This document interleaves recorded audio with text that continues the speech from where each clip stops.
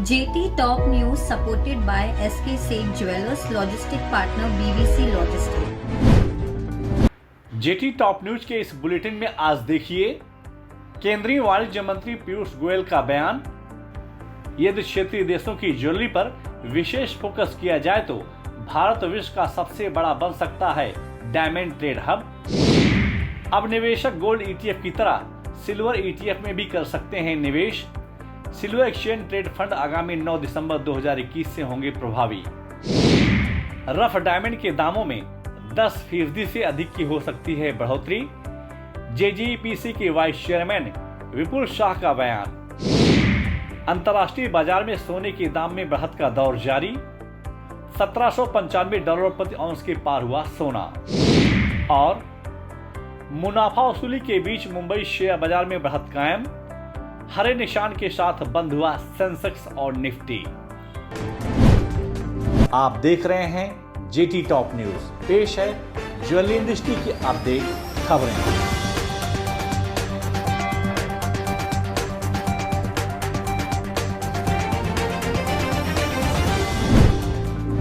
केंद्रीय वाणिज्य मंत्री पीयूष गोयल ने कहा है कि आने वाले दिनों में भारत विश्व का सबसे बड़ा डायमंड ट्रेड हब बन सकता है। पीयूष गोयल ने कुछ व्यापारियों से बातचीत करते हुए कहा कि यदि डायमंड के क्षेत्र के हिसाब से डिजाइन और डायमंड के एक्सपोर्ट पर विशेष फोकस किया जाए तो हम दुनिया के बादशाह बन सकते हैं। गौरतलब है कि भारत विश्व में डायमंड कटिंग और पॉलिशिंग के लिए सबसे बड़ा बाजार है, जो दुबई, रसिया, हांगकांग और सिंगापुर को भारी मात्रा में डायमंड की सप्लाई करती है। अब निवेशक गोल्ड ETF की तरह सिल्वर ETF में भी निवेश कर सकते हैं।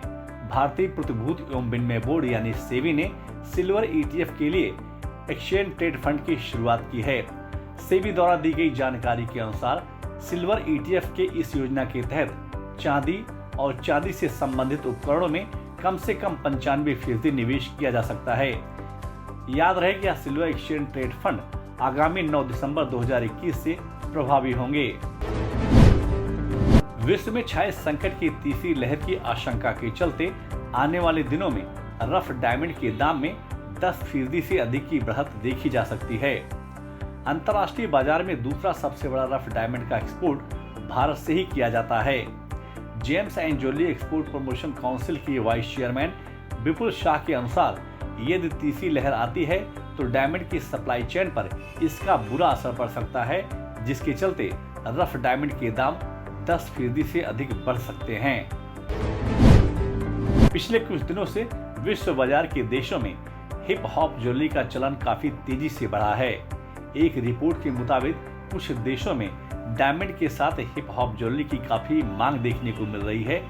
यही वजह है कि आभूषण निर्माण करने वाली कंपनियां इन दिनों हिप हॉप ज्वेलरी पर विशेष फोकस कर रही हैं। कारोबारी सप्ताह के पहले दिन यानी सोमवार को अंतर्राष्ट्रीय बाजार में गोल्ड स्पॉट की कीमत में काफी मूवमेंट देखने को मिला।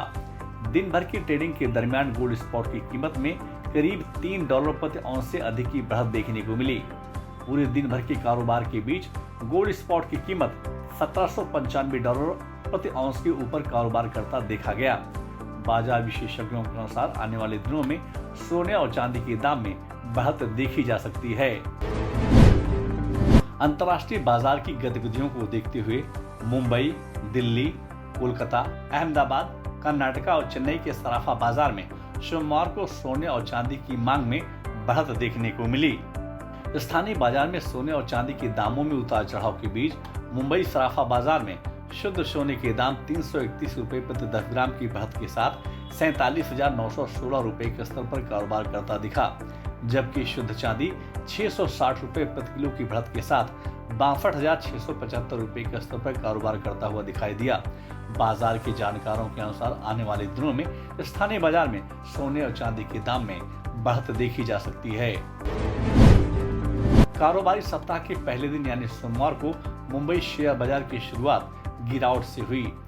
सुबह मुंबई शेयर बाजार खुलते ही घरेलू और विदेशी संस्थागत निवेशकों ने बाजार में एक बार फिर मुनाफा वसूली करनी शुरू कर दी, जिसके चलते सेंसेक्स और निफ्टी में गिरावट देखने को मिली।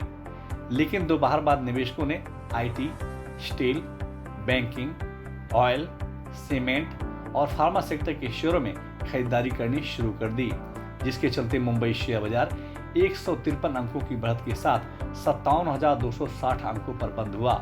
वहीं निफ्टी दिन भर के कारोबार के बीच 27 अंकों की बढ़त के साथ 17,054 अंकों पर बंद हुआ। बाजार विशेषज्ञों के अनुसार इस सप्ताह मुंबई शेयर बाजार में प्रॉफिट बुकिंग देखी जा सकती है। जेटी टॉप न्यूज के इस एपिसोड में बस इतना ही।